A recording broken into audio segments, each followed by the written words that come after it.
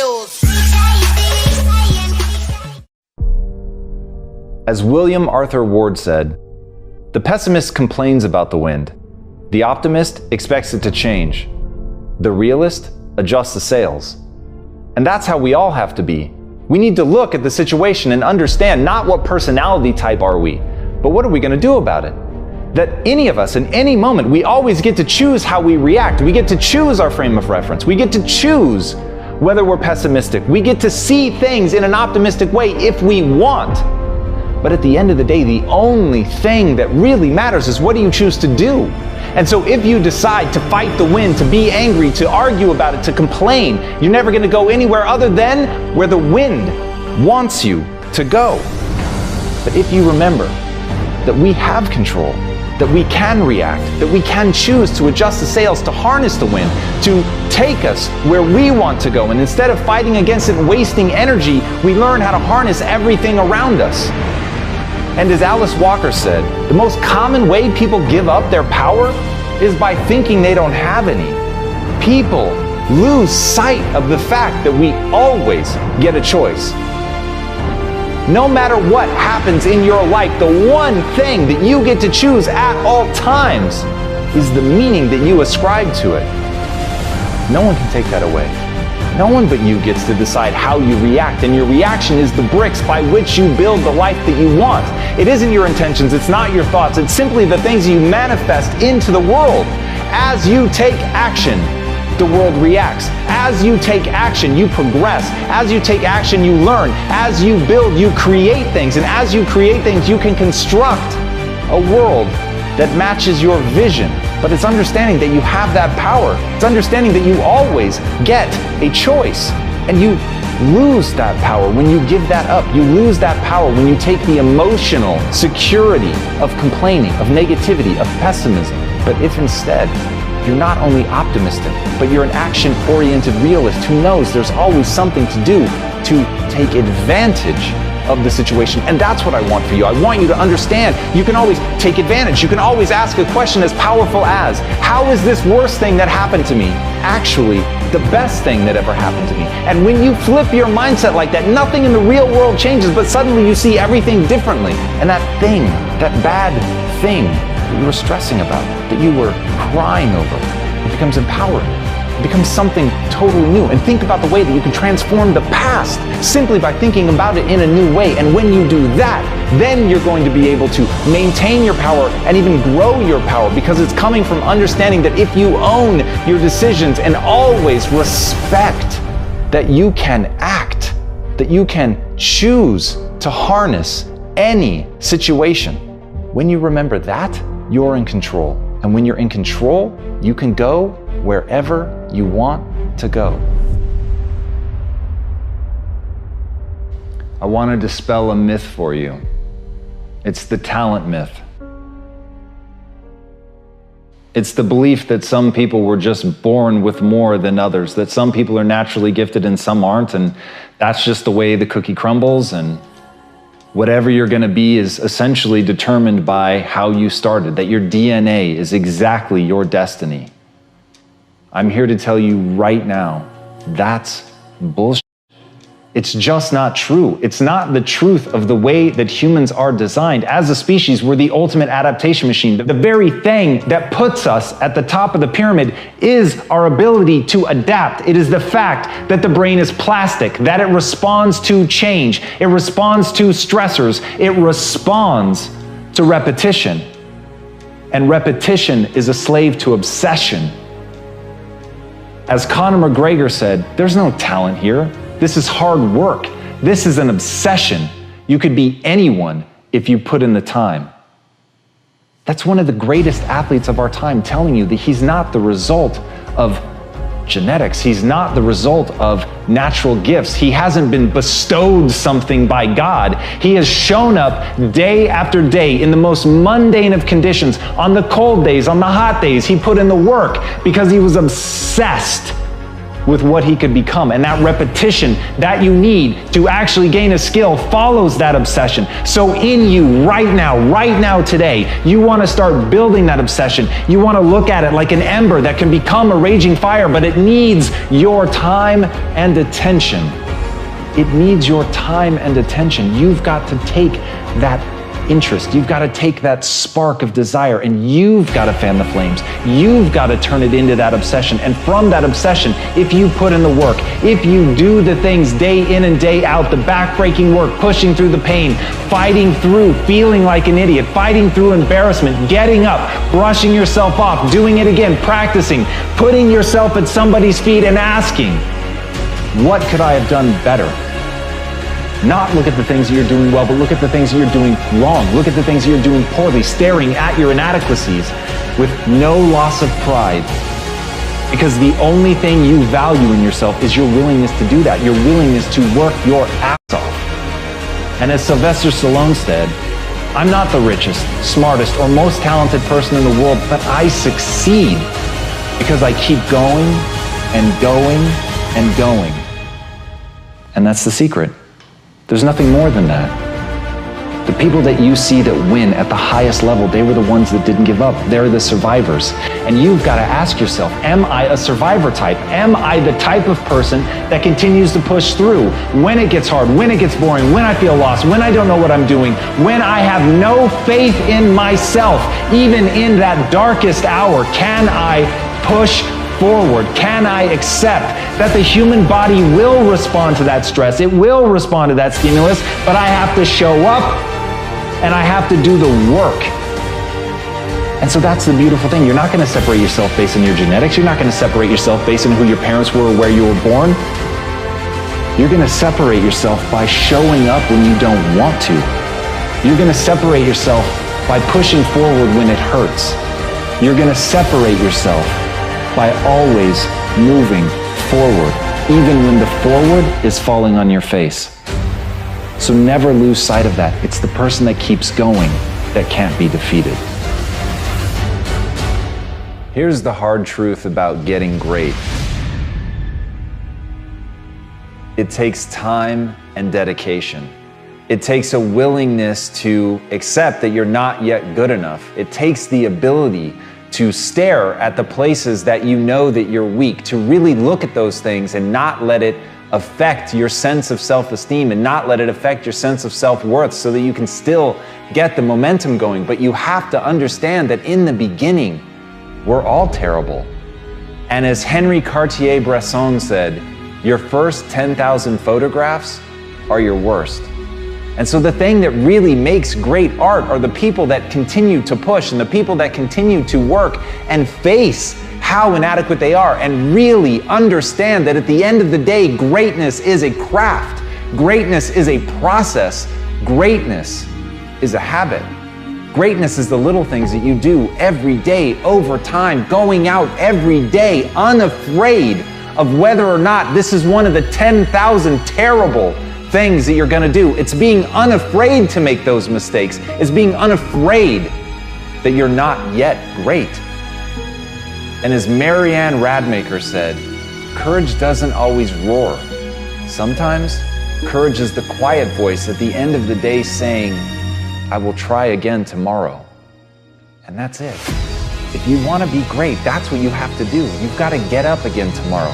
You've got to be willing to face another day. You've got to be willing to accept that you've got to get through the bad ideas before you can get to the good. You've got to understand that you have to start as an apprentice. You have to start as a person going and getting tea, and you have to accept that that's the job that you should be playing, that you should be working for somebody else. You should be looking up to somebody else and seeing what they can teach you, because what you know is that you're there to learn. What you know is that you're there to get through the 10,000 bad photographs that you need to get through to ultimately achieve greatness. And if you make the catastrophic error that so many make, to try to tell the world that you're extraordinary today, to try to get the world to follow you and look up to you and think that you're something today.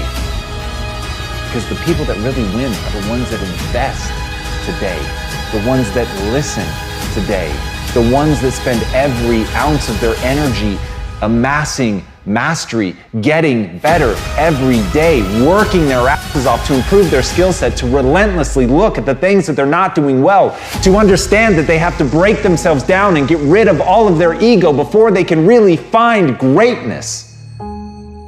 Those are the people that we remember.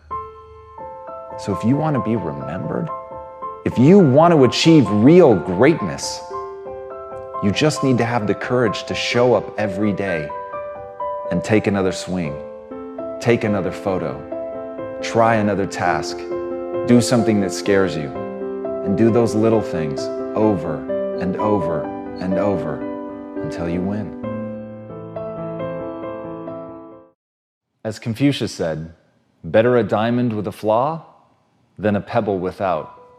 So many people are obsessed with becoming perfect that they never take action and they never learn to enjoy this moment. That may be one of the greatest tragedies any of us can face. That right now, whatever we are, however good we are, whatever we've accomplished, that we fail to enjoy this moment because we have a judgment about who we are deep down, because we haven't acted in a way that's perfect. And I get it, we have this drive, it's innate in us, we want to be great. It's one of the 5 primary human drivers to pursue mastery, to want to master something and truly be extraordinary. I understand the drive, but don't let it corrode you. Don't ever do something that eats you alive from the inside. You've got to have a vision of yourself that allows you to morph and change and learn from your mistakes. But if you value perfection over learning, then you're never going to become the person that you'd be capable of becoming. And as Anna Quindlen said, the thing that is really hard and really amazing is giving up on being perfect and beginning the work of becoming yourself. Confucius talks about the diamond for a reason. All of us are something precious and amazing and truly will never be again, given your unique DNA, the way that you were raised in the time period that you were raised in. You will literally never find this exact mind again. And so if you've ever wanted to feel special, there it is, you are special. No one will ever have that exact combination again. But if you're striving for some notion of what you should be, some vision of what perfection is and what it means, then you're not going to have the space to really be you, to find out what it is about you that's special, that's rare, that isn't like other things, which means that you don't fit in, which means that you are not average, which means you actually have the chance to be extraordinary. If only you open yourself up to being different. When you're willing to be the outcast, suddenly you can think differently, suddenly you can be different and act differently, and suddenly you can be so different as to be truly useful. Because you're coming at something from a totally unique perspective, and that unique perspective to you may be ugly, it may be bent, it may be broken, it may be imperfect, but it's never going to happen again. It's never going to happen again. And when you understand that, live it to the fullest. Understand this is it. This is one shot. This is the one you. I literally have the chills right now. Because if you understand, there's only one you, and you might as well be you. You might as well see what does that look like when it's taken all the way to the extreme. It's going to be different than other people. It's going to be ugly at times. It is going to be broken and flawed in some way, but it's going to be you. It's going to be unique. It's going to be different. It's going to be rare. And so truly, better to be a diamond with a flaw than the perfect pebble.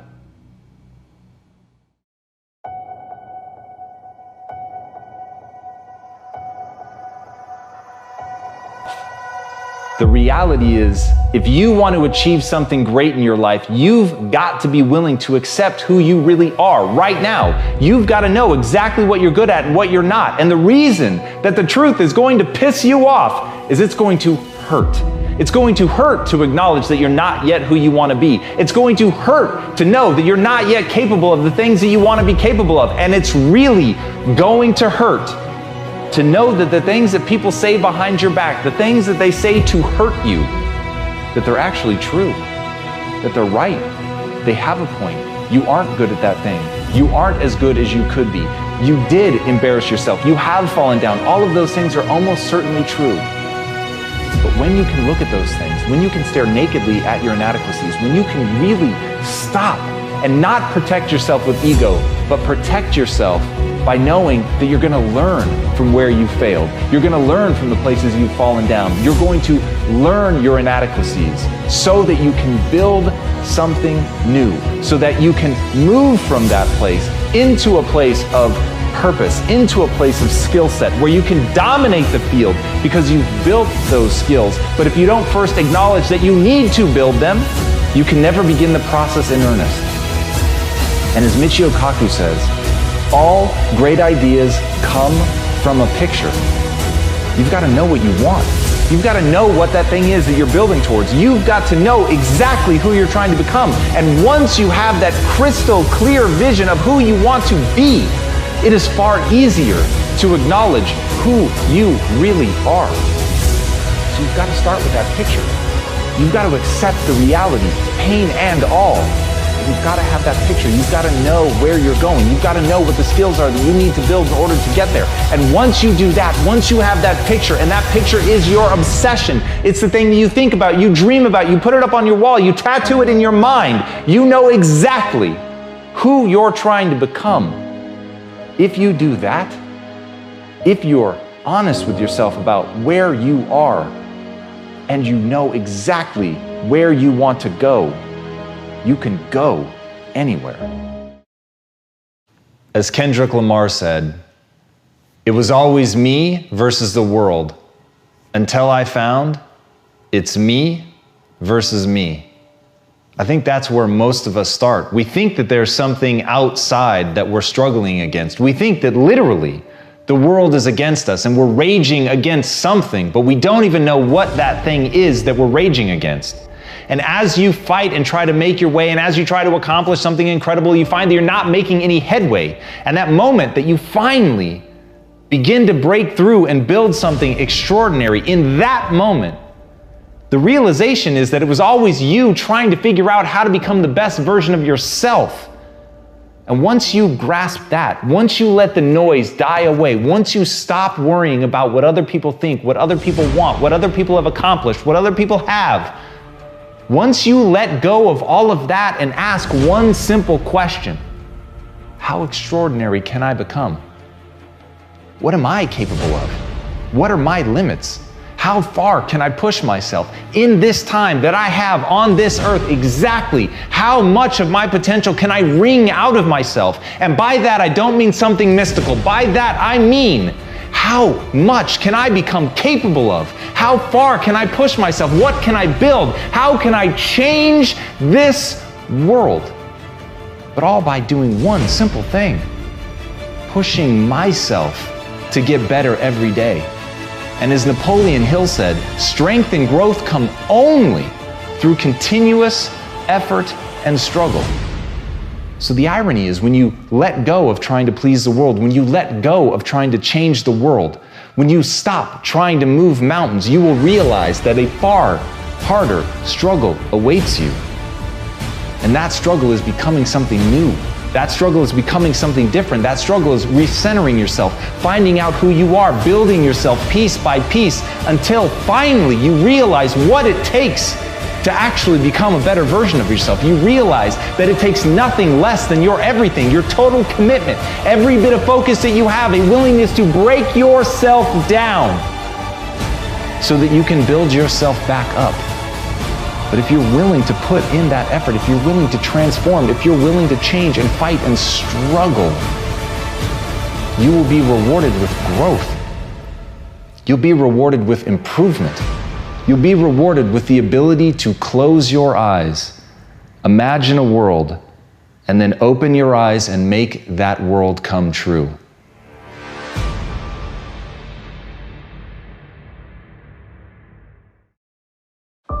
As Maya Angelou said, if you don't like something, change it. If you can't change it, change your attitude. That's some of the best advice you're ever going to hear. At the end of the day, you should always be trying to change the things that you have the ability to change. But there are inevitably going to be things that you can't change, but you're never helpless. You're never a victim. In that moment, you still have the unbelievable ability to choose to look at it in a new way, to choose to reframe it. And in that reframing, you change everything. You don't just change your own neurochemistry. You're not just changing the way that you feel. You're actually changing the way that you're going to approach the problem. Something that was moments before, something that seemed impossible, something that was breaking your will to continue to fight, with a change in attitude becomes something completely different. And as Hans Selye said, adopting the right attitude can turn a negative stress into a positive one.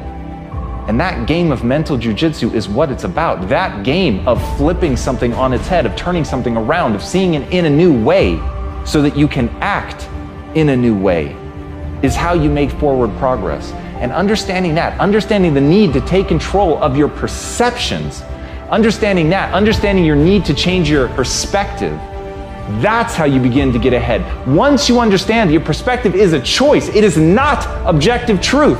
Burn that into your mind. It is not objective truth. The world that you see around you is simply the perspective through which you see it. All of life is a funhouse mirror. And when you acknowledge that, when you understand that you're looking at a distorted view of the way the world is, you realize that you can adopt a different distortion. You can adopt a distortion that allows you to see things more clearly, that allow you to see things in a way that empower you. And that should always be the first step, is figuring out not what is, not what you can change, but instead understanding what you need to change it to.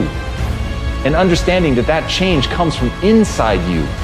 It isn't a manifestation that you have to make in the outside world first. It's a change you have to make inside yourself. It is a shift of perspective. It is simply stepping to the side of what you're used to and how you're used to seeing things, and understanding that in reframing things, you take that negative and turn it into something that builds you up. But you've got to choose. You've got to decide. You've got to believe that you can do it. But once you believe that you can see things in any way that you need to reach your goals, your life will change forever, because you'll actually reach your goals.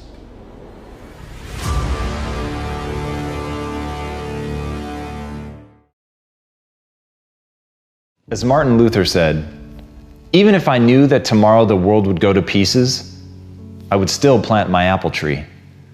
Some things you build whether you can control the outcome or not. Sometimes it's the process that is the thing that's meant to be enjoyed. It's the process that you're meant to invest in. And rather than always thinking about the goal, the outcome, or what you're going to get out of something, focus on the something. Focus on the part of it that you can control, because you can't always control the outcome. You can't know what's going to happen tomorrow. Tomorrow's not guaranteed to any of us, and yet we all act. And yet we create momentum in our lives when we're at our best. But we do that not because we can control every aspect. We do that because we accept that there are things that we cannot control. And as Steve Maraboli said, incredible change happens in your life when you decide to take control of what you do have power over, instead of craving control over what you don't. And that's where a lot of people get lost. They focus not on what they have in their hands, they focus instead on the things that they can't control. It irritates them, it frustrates them, it's like a splinter in their mind. They can't stop thinking about the things that they don't have control over. And they're blinded to the incredible wealth that is around them, of things that they could enjoy right here, right now. That's why gratitude is such an empowering practice, to sit there and not think of the glorious things that may await you in your future, but rather to think about the things that you have here in this moment. Oxygen in your lungs, a simple breeze on your face, a window in your house, someone that you love, someone that loves you. Nothing that costs money, nothing that was the pot of gold at the end of a glorious rainbow. It's not even about becoming something extraordinary and waiting for the results of that. It's simply understanding that the one thing you can control are your actions today, the choices that you make, what you get to do, how you think about yourself, the beliefs you choose to bring into your life. Those things you control. And when you understand the power in acknowledging that control and taking control and using it, that's when your life is going to begin to change. But first, you have to divorce yourself from being obsessively interested only in an outcome. If instead you build your self-esteem, you build your pride on pursuit. You build your pride on allowing yourself to care about something so deeply that even though tomorrow is not guaranteed, that you're going to plant your apple tree today, that you're going to love that process because it is the thing that you can control. You can control how you show up. You can control how you play. You cannot control how other people react. You cannot control what they think about you. But you can control what you think about yourself. You can earn credibility with yourself. You can control what you do. And when you take full ownership of that and realize that your life is an exact reflection of your choices, of the things that you could control and what you did with them, then everything begins to change. You're not looking to blame somebody else. You're not even worried about anybody else. You're just asking one simple question. What can I do right now, regardless of tomorrow, to improve my life today? Focus there, and you'll enjoy every day of your life.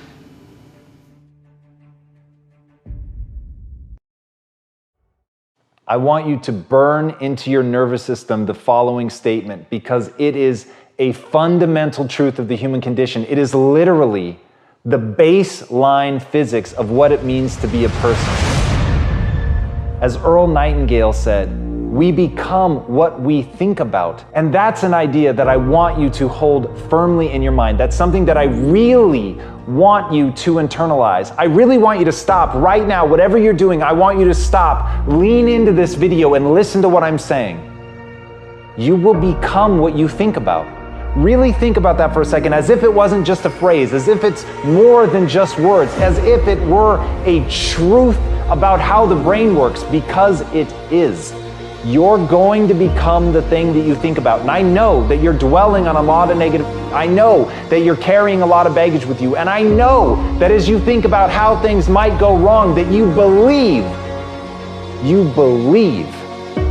to the core of your being that you're just planning for the hard times. But the truth is, you're going to become those things that you fear. You're going to become the things that you dread. If you're thinking about all the things that you've done wrong in the past, you are going to simply continue that cycle. But if, on the other hand, and let this be true, let this ring in your ears with the weight of everything that I carry, if I've ever added an ounce of value to you, if anything I have ever said has seemed remotely true, believe that these are the most important words I'm ever going to say to you. If you begin to focus on positive things, if you begin to focus on your capabilities, if you begin to focus on the potential that you have, if you really dig in, build those skills, drive towards something beautiful, something amazing, something that leaves you in awe, that you want to create, that you want to become the vessel for that, then you will become that thing, because you will take those steps, because you become what you think about. And as Mark Twain said, 20 years from now, you'll be more disappointed by the things that you didn't do. So if you don't take those steps, if you don't focus on those things, if you don't manifest what you want to become, if you don't believe in it, if you don't see how real it could be, if you can't picture the version of yourself that you want to become, and even though people have told you that it's not possible for you, that the things you did in the past are never going to allow you to do that, that you're not smart enough, if you let that creep into your mind, then that's what's going to happen. But if you can see that vision, if you can allow yourself to believe it, then you're going to take the steps that you need to execute against that. And if you go out there and do those things, you won't regret it, but you will regret it if you don't. So get out right now and build the person you want to be so you can have the life you want to have.